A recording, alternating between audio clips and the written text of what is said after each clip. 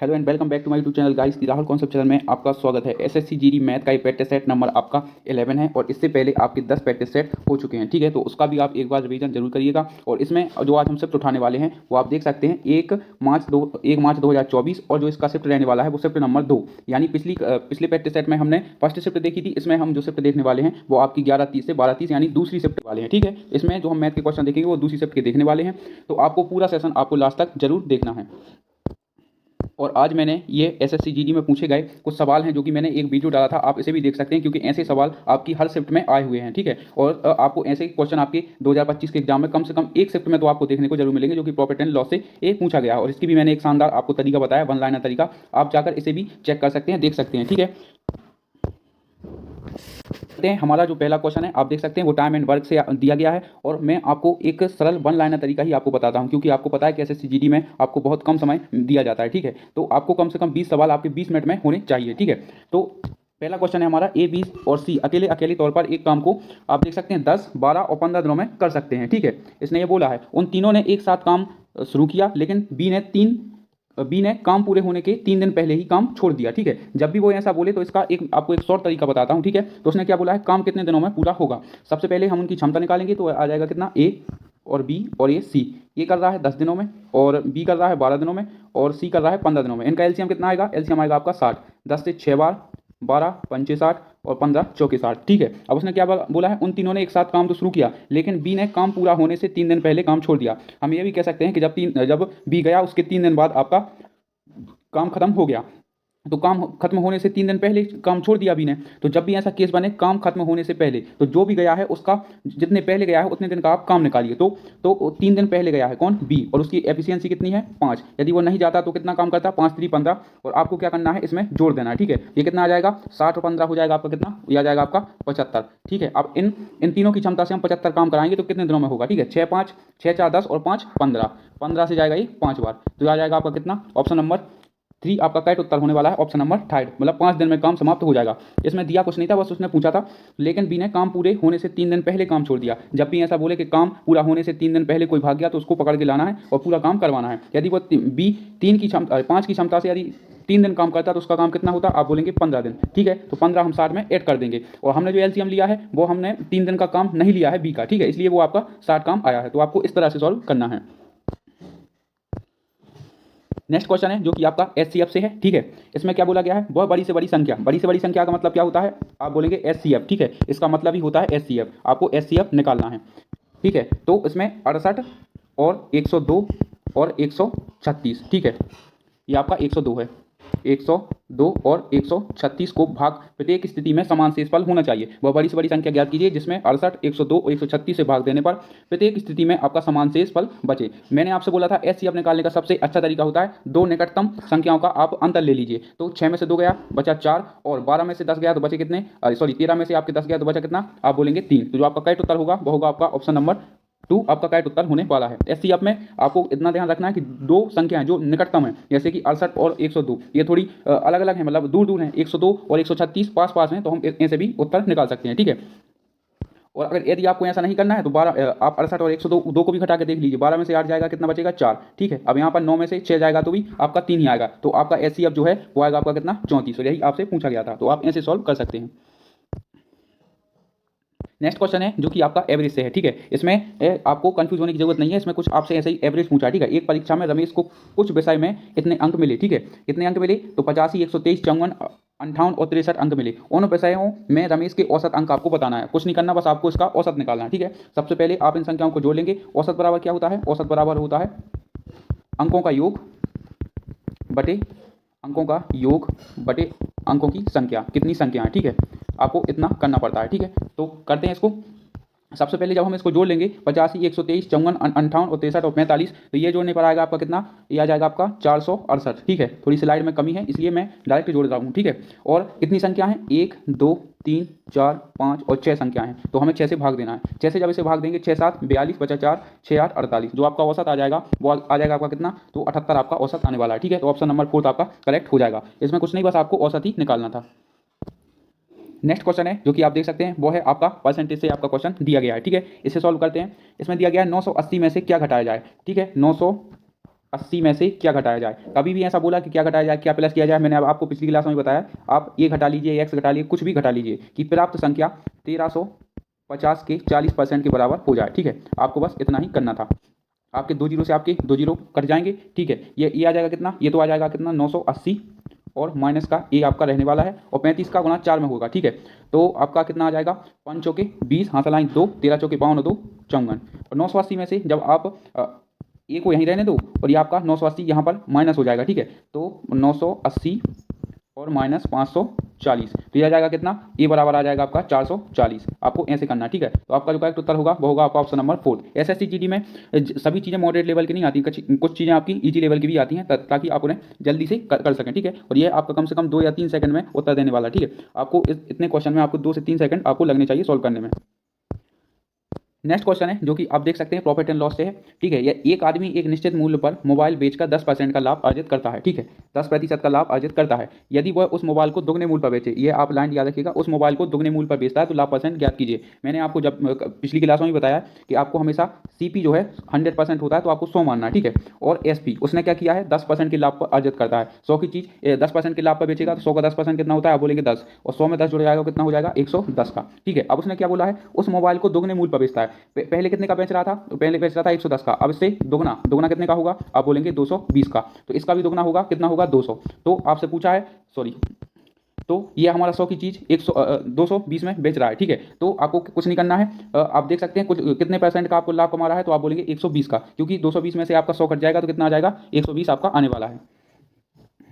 Calculate करेंगे तो भी आपका इतना ही आएगा। उसने कुछ नहीं बोला था, बस आपसे पूछा था कि जैसे 100 रुपये की चीज़ है इसे 110 के मतलब 110 में बेच रहा है, अब उसी को दुगने पे बेचेगा तो कितने बेचेगा 220 में। 100 में से जब आप 220 घटाएंगे तो कितना आएगा, आपका आएगा 120 आपका आने वाला है। ठीक है, 120 यानी ऑप्शन नंबर आपका 4 सही हो जाएगा। नेक्स्ट क्वेश्चन है जो कि आपका अगेन प्रॉफिट एंड लॉस से है, तो इसे सॉल्व करते हैं। इसमें क्या बोला गया है, एक कार का मूल्य आपका विक्रय मूल्य, ठीक है, विक्रय मूल्य है 11,440 रुपये, मतलब 11,440 में कोई भी वस्तु बेची गई है। यदि कार को 45% के डिस्काउंट पर बेचा जाता है, मतलब 45% के डिस्काउंट पर 11,440 में बेचा जाता है, तो कार का अंकित मूल्य ज्ञात कीजिए। मैंने आपको पिछली क्लास में बताया कि यदि कोई चीज़ 45% के डिस्काउंट पर बेची जा रही है तो वो बेची कितने में जाएगी, आप बोलेंगे 55% में बेची जा रही है। रुपये में कितने की बेची जा रही है, 11,440 में बेची जा रही है, और जबकि आपके परसेंट में कितने की बेची जा रही है, आप बोलेंगे 55 में बेची जा रही है। गुणा में आ जाएगा आपका क्या, कितना 100। ठीक है, अब 11 से जाएगा ये 5 बार, 11 से जाएगा कितना 11 एकम 11 और भागनास्ती आपका 0, 11 चौके 44 और ये आ जाएगा आपका कितना 0 ही आ जाएगा। अब 5 से फिर से काट लेते हैं, 5 से काटेंगे तो 5 दूनी 10 होता है, 0 5 अट्ठे 40। ठीक है, अब आपके 208 आ गया। ठीक है, उत्तर 208 में जब हम 100 का गुणा करेंगे तो कितना आ जाएगा, आप बोलेंगे 208 और ये आपके 2 जीरो और ऐड हो जाएंगे, आपका उत्तर होने वाला है ऑप्शन नंबर 4। तो आपको ऐसे कैलकुलेट करना है, मतलब कोई भी चीज़ को। ठीक है, आप ऐसे उत्तर निकाल सकते हैं।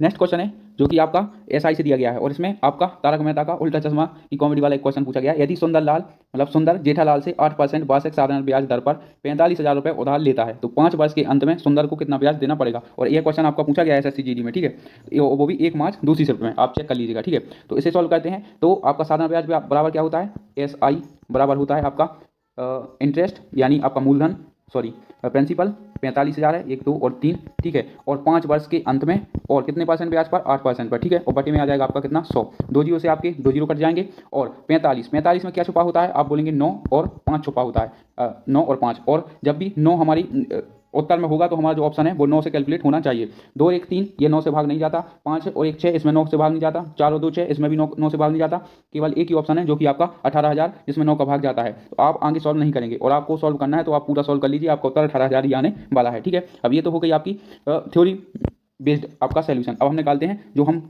पिछली क्लासों में करते आए हैं। यदि 8% वार्षिक साधारण ब्याज है और 5 वर्षों के अंत में कितना ब्याज मिलेगा, 1 साल का आपका कितना मिल रहा है 8%, तो 5 साल में कितना मिलेगा, आप बोलेंगे 40% आपको ब्याज मिलने वाला है, मतलब जेठालाल को 40% ब्याज मिलने वाला है। तो हमें कुछ नहीं करना था, 4500 का 45,000 का 1 2 और 3 और हमें डायरेक्ट 40% निकाल देना है। ठीक है, अब 2 जीरो से आपके 2 जीरो कट जाएंगे, 45 दूनी कितना होता है 90 और 90 दूनी कितना होता है 180 और ये आपके 1 2 और ये 3 जीरो आपके ये लग जाएंगे। तो जो आपका करेक्ट उत्तर होगा वो होगा आपका ऑप्शन नंबर 3 आपका करेक्ट उत्तर होने वाला है। और नहीं तो आप 9 की विभाज्यता भी चेक कर सकते हैं, 9 की विभाज्यता मैंने पिछली क्लास में भी बताई है, आप जाकर चेक कर सकते हैं।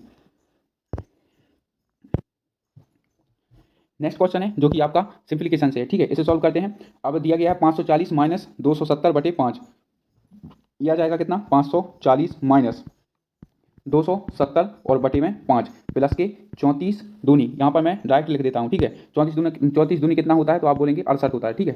3 दूनी 6, 4 दूनी 8, मैंने इसके डायरेक्ट लिख दिया। अब जब आप 5 का 270 में भाग जाएंगे तो 27 दूनी कितना होता है, आप बोलेंगे 54, ठीक है। आपको ऐसे कैलकुलेट करते आना चाहिए। दिया जाएगा कितनी बार, 54 बार। 270 का 5 गुना कितना होता है, आप बोलेंगे ये 54 होता है, ठीक है।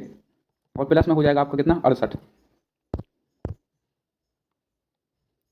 आगे कैलकुलेट कर लेते हैं। अब जैसे कि मैंने आपको बताया था कि आपको पूरा सॉल्व नहीं करना है, आप इकाई अंक से भी देख सकते हैं। 8 का जब आप 8 को 0 में जोड़ेंगे तो कितना आएगा, 8। 8 में से 4 जाएगा तो हमारा इकाई अंक केवल एक ही है, वो है ऑप्शन नंबर 4। और आप ऐसे सॉल्व करेंगे तो आपका बहुत ही जल्द विदिन 5 से 6 सेकंड में उत्तर निकल जाएगा। और यदि आप पूरा सॉल्व करेंगे तो आप लाखों लड़कों से पीछे रहने वाले हैं, ठीक है। तो आपको थोड़ी अपनी बुद्धि का भी उपयोग करना है। तो आप ऐसे सॉल्व कर सकते हैं, और ऐसे सॉल्व नहीं करना है तो आप पूरे थ्योरिकल तरीके से भी आप सॉल्व कर सकते हैं, उत्तर इतना ही आएगा, ठीक है। नेक्स्ट क्वेश्चन है जो कि अगेन हमारा एचसीएफ एलसीएम एचसीएफ से है। इसमें पूछा गया है 110, 11 और 220 का हमें एलसीएम और एचसीएफ का अनुपात बताना है, ठीक है। तो निकालते हैं 110 और 11 और 220 का एलसीएम क्या होगा, ठीक है। एलसीएम जिसमें इन तीनों का भाग जाए तो एलसीएम सबसे बड़ी संख्या कौन सी है, 220। अब आप बताइए क्या 220 में 220 का भाग जाता है, हाँ जाता है। 11 का 220 में भाग जाता है, जाता है। 110 का 220 में भाग जाता है, जाता है। तो मतलब जो हमारा एलसीएम होगा वो होगा हमारा कितना होगा, आप बोलेंगे 220 होगा। अब बात करते हैं, ये हो गया आपका एलसीएम। अब बात करते हैं एचसीएफ की, ठीक है। एचसीएफ कितना होगा, तो एचसीएफ वह बड़ी से बड़ी संख्या जिसमें 220, 11 और 110 का भी भाग जाए। तो इसी में देख लेते हैं 11 का भाग 110 में जाता है, आप बोलेंगे जाता है। 11 का भाग 11 में जाता है, जाता है। 11 का भाग 220 में जाता है, तो जाता है, ठीक है। तो एचसीएफ हो गया आपका कितना, 11 हो गया, ठीक है। अब मैं यहाँ पर लिख देता हूँ। उसने पूछा क्या है, एलसीएम और एचसीएफ का अनुपात। एलसीएम हमारा कितना दिया गया है, आप बोलेंगे 220, और अनुपात एचसीएफ कितना दिया गया है, 11। 11 से जाएगा, 11 एकम 11 और 11 दूनी होता है कितना, 22। तो 20:1 हमारा उत्तर आ गया। ऑप्शन नंबर 4 आपका करेक्ट उत्तर होने वाला है, ठीक है। तो आप ऐसे एचसीएफ और एलसीएम निकाल सकते हैं। नेक्स्ट क्वेश्चन है जो कि आपका समय अवकाश से टाइम एंड वर्क से दिया गया है। इसमें क्या बोला गया है, सोहन अकेले एक काम को 18 दिन में पूरा कर सकता है और मोहन अकेले उसी काम को 36 दिनों में कर सकता है। सबसे पहले एफिशिएंसी यानी क्षमता निकालेंगे। सोहन 18 दिन में कर रहा है और आपका मोहन कितने दिन में कर रहा है, 36 दिन में कर रहा है। इनका जो एलसीएम आएगा वो कितना आएगा, 36 ही आएगा। 18 से जाएगा 2 बार और 36 से जाएगा 1 बार, ठीक है। अब उसने क्या बोला, यदि वे दोनों मिलकर उसी काम को कितने दिन में कर देंगे, ठीक है। यदि दोनों मिलकर काम करें तो कितने दिन में करेंगे। हमारा टोटल काम कितना है, 36, और दोनों मिलकर काम करेंगे 2 और 1 की क्षमता से, दिया जाएगा 3 से इसे कैलकुलेट कर लेते हैं, कितना आएगा 12। और ये बहुत ही बेसिक सा सवाल पूछा गया है और आपके एसएससी जीडी में ऐसे ही क्वेश्चन बनने वाले हैं। तो ऑप्शन नंबर आपका 4 सही हो जाएगा। नेक्स्ट क्वेश्चन है जो कि आपका ट्रेन से दिया गया है और इसका मैं आपको एक वन लाइनर तरीका बताता हूँ। 640 मीटर लंबी एक रेलगाड़ी 920 मीटर लंबी दूसरी रेलगाड़ी को 24 सेकंड में पार करती है। दोनों रेलगाड़ी विपरीत दिशा में चल रही हैं। यदि दोनों रेलगाड़ी की चाल समान है, मतलब जो आपकी स्पीड है वो दोनों रेलगाड़ी की इक्वल दी गई है, तो रेलगाड़ी की आपको चाल बतानी है कितनी होगी। सबसे पहले आपकी जो 2 रेलगाड़ी हैं ये हमेशा इनकी लंबाई जुड़ जाती है। तो 640 मैंने आपको पिछली क्लासों में भी आपको फॉर्मूला बताया था, खाली एक फॉर्मूला और आपका टाइम, डिस्टेंस, स्पीड और आपका यहाँ तक कि नाव धारा और आपको ट्रेन में भी काम आने वाला है। टाइम बराबर होता है दूरी बराबर क्या होता है, समय गुणा चाल, ठीक है। डी बराबर आपका दूरी और स्पीड और आपका टाइम। ऐसे आपको इस फॉर्मूला को बस आप याद रखना है, ठीक है। अब 640 और 920 आपका ये दोनों ट्रेनों की लंबाई जुड़ जाएगी, तो आपके 640 और आपका 920 जुड़कर कितना हो जाएगा, आप बोलेंगे 1560 हो जाएगा, ठीक है। यह हो जाएगा आपका 1560। अब उसने क्या बोला है, दोनों रेलगाड़ी विपरीत दिशा में चल रही हैं। जब दोनों रेलगाड़ी विपरीत दिशा में चलती हैं तो दोनों की चाल प्लस हो जाती है। और यदि दोनों रेलगाड़ी की चाल समान है, मतलब पहले की भी S1 है और दूसरे की भी S1 है, मतलब हम इसे मान सकते हैं कि दोनों की चाल समान है, तो इसे S और S मान सकते हैं, ठीक है, क्योंकि ये दोनों की चाल समान है। क्योंकि दोनों रेलगाड़ी की चाल समान है तो वो जुड़ जाएंगी, ठीक है ना। अब गुणा में टाइम कितना दिया गया है, 24 सेकंड दिया गया है। अब इसे हम कैलकुलेट कर लेते हैं। 12 से जाएगा ये 2 बार और 12 से जाएगा 12 एकम 12 और बचा कितना 3, 12 3 36, ठीक है। 130 2 से जब हम इसे काटेंगे तो कितनी बार जाएगा, 2 छक्के 12 2 पंचे 10, ठीक है। तो हमारा S प्लस S कितना आ गया, ये आ गया आपका 65, ठीक है। ये हमारा आ गया 65। अब आपसे पूछा क्या गया है, उसने पूछा है कि रेलगाड़ियों की चाल कितनी होने वाली है। आया है ये आपका मीटर पर सेकंड में आ गया है, ठीक है। अब हम इसे किलोमीटर में आपसे चाल पूछा ना, तो 65 को हम किलोमीटर में बदल देंगे, ठीक है। तो जब भी आपको छोटे से बड़े में जाना हो तो हम 18/5 का गुणा करते हैं, ये भी मैंने आपको पिछली क्लास में बताया है, ठीक है। और जब भी आपको छोटे से बड़े से छोटे में जाना हो तो 5/18 का गुणा करते हैं। 5 से जाएगा ये 13 बार और 13 को गुणा जब हम 18 में करेंगे तो 13 8 होता है कितना, 104, हाँ सलाई 10, 13 एकम 13 और आपका 10 कितना होगा, आप बोलेंगे 23 होगा, ठीक है। ये हो गया आपका S और प्लस S। अब उसने क्या बोला है, ये दोनों रेलगाड़ियों की चाल 234 आ गई। उसने क्या पूछा है, तो रेलगाड़ी की चाल कितनी होगी, तो S और S कितना हो जाएगा, आप बोलेंगे, ये मैं दूसरी स्लाइड पर लिख देता हूं, ठीक है। S और प्लस S, ठीक है। ये हमारी दोनों की चाल आ गई, एस और प्लस एस कितनी आ गई 234। अब ये हो जाएगा कितना 2s बराबर 234। ठीक है, तो स्पीड बराबर कितना आ जाएगा, ये आपका 4 है। तो स्पीड बराबर कितना आ जाएगा, 2 से हम इसे कैलकुलेट कर लेंगे तो 117 आपका करेक्ट उत्तर होने वाला है। ठीक है, तो आपको ऐसे सॉल्व करना है। और मैं आपको बता दूं, जब भी आपकी विपरीत दिशा बोले, ठीक है, जैसे कि इसमें बोला है यदि दोनों रेलगाड़ी विपरीत दिशा में चल रही हैं, जब भी आपका विपरीत बोलेगा तो एक पहली चाल और आपकी दूसरी चाल ये आपस में जुड़ जाएगी। और जब भी बोलेगा दोनों रेलगाड़ी समान दिशा में चल रही है तो S1 और S2 मतलब दोनों की चाल घट जाएगी। ठीक है, तो आपको ऐसे करना है पेपर में। नेक्स्ट क्वेश्चन है जो कि आपका प्रॉफिट एंड लॉस से दिया गया है। ठीक है, एक वस्तु को 1600 रुपये में बेचने पर एक व्यापारी को 20% की हानि होती है। 25% का लाभ अर्जित करने के लिए उसे उस वस्तु को किस मूल्य पर बेचना चाहिए। ठीक है, इसे करते हैं 1600 रुपये में बेच रहा है। ठीक है, 1600 रुपये में बेच रहा है, इसे वन लाइनर तरीके से करते हैं तो उसे 20% की हानि होती है। जब भी हानि होती है तो हम 100 में से घटा देते हैं। 20% की हानि यानी उसे 80 में बेच रहा है, 80% में बेच रहा है। उसने क्या बोला है, 25% का लाभ अर्जित करने के लिए उस वस्तु को किस मूल्य पर बेचना चाहिए। ठीक है, तो उसे 125 का प्रॉफिट भी चाहिए। ठीक है, इसे मैंने डायरेक्ट कर दिया और आपको भी ऐसा ही करना है। ठीक है, अब यहाँ पर आप 100 रख देते, फिर उसके बाद में आपको 125% निकालना होता, उसकी जगह आप सीधा 125 रख दीजिए तो आपका डायरेक्ट एक ही लाइन में उत्तर आने वाला है। ठीक है, तो ये जाएगा कितनी बार, 8 से जाएगा ये 2 बार, यहाँ पर आ गया कितना 20 आ गया, 125 दूनी कितना होता है 250। ठीक है, और ये आपका एक जीरो और आ जाएगा तो आपका जो करेक्ट उत्तर होगा वो होगा आपका 2500। ठीक है, आपको ऐसे सॉल्व करना है आपकी परीक्षा में, कुछ नहीं करना है। 1600 रुपये की वस्तु है, 20% हानि पर बेची गई, मतलब ये आपका एसपी दिया गया है, 1600 रुपये में बेच रहा है, 20% का उसको लॉस हो रहा है, तो उसे बेचा कितने में होगा 80% में। उसने पूछा कितने में, 25% का लाभ अर्जित करने के लिए उस वस्तु को किस मूल्य पर बेचना चाहिए। यहाँ पर हम 100 भी रख सकते थे, लेकिन फिर हमें अलग से 25% निकालना पड़ता, इसलिए हमने डायरेक्ट 125 रख दिया, जिससे कि आपको वन लाइनर तरीके से आपका उत्तर मिल जाएगा। नेक्स्ट क्वेश्चन है जो कि आपका एवरेज से दिया गया है। ठीक है, इसे सॉल्व करते हैं। 15 संख्याओं का औसत आपका 33 है। ये थोड़ा कैलकुलेट क्वेश्चन है। 15 जो संख्या है उनका औसत आपका 33 है, तो सबसे पहले हम उनका योग निकाल लेते हैं। 15 का 33 में गुणा करेंगे, 15 × 45 बचा आपका कितना 4, 15 × 45 और 4 हो जाएगा 49 यानी 49। ठीक है, उसके बाद में 33 संख्याएं, 33 संख्याओं का औसत कितना दिया गया है 15 दिया गया है, तो ये भी कितना आएगा 495 आएगा जब इसका गुणा करेंगे। ठीक है, तो ये टोटल कितना गया 495, और 495 को जब हम ऐड करेंगे तो 5 और 5 10, 9 9 18 और 1 19, 4 4 8 और 1 9। ठीक है, ये कितनी संख्या हो गई, आप बोलेंगे 5 3 8 और 3 और 1 4, 48 संख्याओं का योग 990 है। ठीक है, अब सभी संख्याओं का औसत पूछा गया है। ठीक है, तो 990 अपॉन आपका 48, 6 से विभाजित करेंगे, 6 से जाएगा कितनी बार, 6 से जाएगा 8 बार, और 6 से जाएगा 6 एकम 6, और बचा कितना आपका 3, 6 छूम 36 और 6 पंचे 30। ठीक है, अब 8 से 165 में पूरी बार कितने बार जाएगा, आप बोलेंगे 20 बार। 20 अट्ठे कितना होता है, 20 अट्ठे होता है आपका 160। ठीक है, अब बचा कितना आपका 5, फिर हम दशमलव लगा देंगे, फिर 8 छूम 48। ठीक है, अब बचा कितना आपका 2, और 8 दूनी 16, तो 20.62 कौन सा हमारा ऑप्शन है, एक ही ऑप्शन है जो कि आपका ऑप्शन नंबर 2 है, जिसमें 20.62 आ रहा है। ठीक है, 20.625 आ रहा है, यही हमारा उत्तर होगा। आगे सॉल्व करने से कोई मतलब नहीं, आप यूनिट डिजिट और आगे के 2 नंबर देखकर भी अपना उत्तर टिक कर सकते हैं। थोड़ा कैलकुलेटेड क्वेश्चन था, लेकिन आपको इसमें करना पड़ेगा। सीआई के बाद अब हमारा जो नेक्स्ट क्वेश्चन है वो है आपका चक्रवृद्धि ब्याज। ठीक है, एसआई से सीआई से क्वेश्चन है, एसआई का तो हमने कर चुके हैं। 7,000 रुपये की धनराशि है, 36% प्रति वर्ष वार्षिक दर से अर्धवार्षिक रूप से संयोजित दर पर एक वर्ष के लिए चक्रवृद्धि ब्याज कितना होगा। आपको यहाँ पर अर्धवार्षिक पूछा है। ठीक है, अर्धवार्षिक में क्या होता है, अर्धवार्षिक में जो होती है दर को हम 2 से भाग करते हैं और समय को हम 2 से गुणा करते हैं। तो 36% आपकी दर दी गई है, तो उसको 2 से भाग करेंगे तो कितनी आ जाएगी, आप बोलेंगे 18 आ जाएगी, और 1 को 2 से गुणा करेंगे तो आ जाएगा 2 वर्ष। ठीक है, अब 18 का 2% चक्रवृद्धि ब्याज कितना होता है, मैंने आपको पिछली क्लास में बताया। सबसे पहले आप 18 का 2 गुना कीजिए, 18 दूनी कितना होता है, आप बोलेंगे 36। ठीक है, अब 18 का आपको वर्ग कर देना है। ठीक है, 18 का जब हम वर्ग करेंगे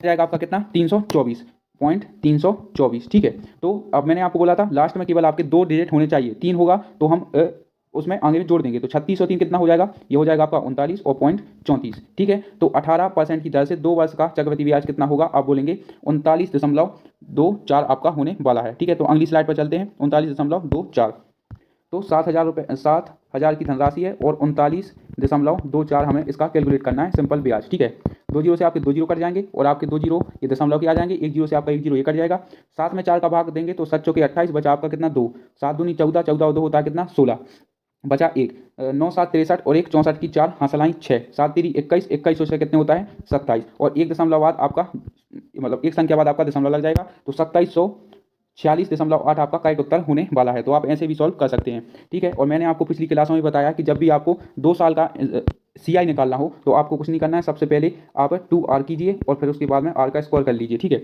जैसे कि मैं आपको बताता हूँ, जैसे आपसे पूछा गया हो 5% की दर से 2 वर्ष का चक्रवृद्धि ब्याज कितना होगा, सबसे पहले इनका गुणा कीजिए, 5 दूनी 10 और एक बार 5 का वर्ग कीजिए, कितना 25, और यही होता है आपका चक्रवृद्धि ब्याज का 2 साल का आपका 5% की दर से चक्रवृद्धि ब्याज 10 आपका 25 होने वाला है, ठीक है। तो आप मैंने पिछली क्लास में भी बताया, आप वहाँ पर जाकर भी एक बार देख सकते हैं। नेक्स्ट क्वेश्चन है जो कि आपका रेशियो एंड प्रोपोर्शन से दिया गया है, ठीक है। यदि 4t बराबर 3v बराबर 12s हो तो TVS का हमें मान बताना है। ऐसी जब भी आपके सामने सिचुएशन आए तो इसका जो आपको अनुपात निकालने की सबसे अच्छी ट्रिक क्या होती है मैं आपको बताता हूँ। इसमें क्या दिया गया है, T अनुपात V अनुपात S आपको बताना है। तो सबसे पहले T की वैल्यू निकालनी हो तो हम सबसे पहले इन दो को इसको हम भूल जाएंगे और इन दोनों का गुणा कर देंगे तो 12 कितना होता है आपको 36 हो जाएगा। ये आ गई आपकी टी की वैल्यू, ठीक है।